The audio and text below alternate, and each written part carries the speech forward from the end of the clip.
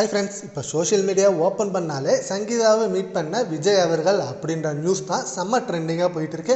And இது எந்த அளவுக்கு உண்மைன்னு தெரியல. ஏன்னா இந்த மாதம் சங்கீதா அவர்கள் சென்னை வரது அப்படின்றது உண்மையான விஷயம்தான். அவங்களோட டிவோர்ஸ் விஷயத்துக்காக சென்னையில் கோர்ட்டில் ஹியரிங் நடக்க போகுது. டிசம்பர் மாதம் அப்ளை பண்ண டிவோர்ஸுக்கு இப்போ தான் ஹியரிங் கூப்பிட்டுருக்காங்க. கடந்த 6 மாதமாக இவங்களுக்குள்ள பேச்சுவார்த்தைக்காக டைம் கொடுத்துருக்கா ஒரு நியூஸ் வந்தது.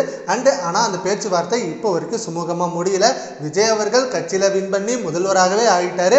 ஆனால் அவரோட வீட்டு பிரச்சனை இன்னும் முடியலையே அப்படின்னு சொல்லி ஏகப்பட்ட விமர்சனங்கள் வந்துட்டு இருந்த இந்த நிலையில இந்த மாதம் வரப்போற சங்கீதா அவர்கள் கண்டிப்பாக விஜய் அவர்களை போய் மீட் பண்ணுவாரா, இல்லை டைரக்டாக கோர்ட்டில் தான் போய் ஆஜராவாரா அப்படின்றது மிகப்பெரிய கேள்விக்குறியா இருக்கு. முதல்வர் ஆனதுக்கு அப்புறம் விஜய் அவர்கள் செம்மையான நல்ல பேர் எடுத்துட்டு இருக்காரு. அந்த மக்களிடையே நல்ல ரெஸ்பான்ஸ் கிடைச்சிருக்கு அவரோட செய்கையெல்லாம்.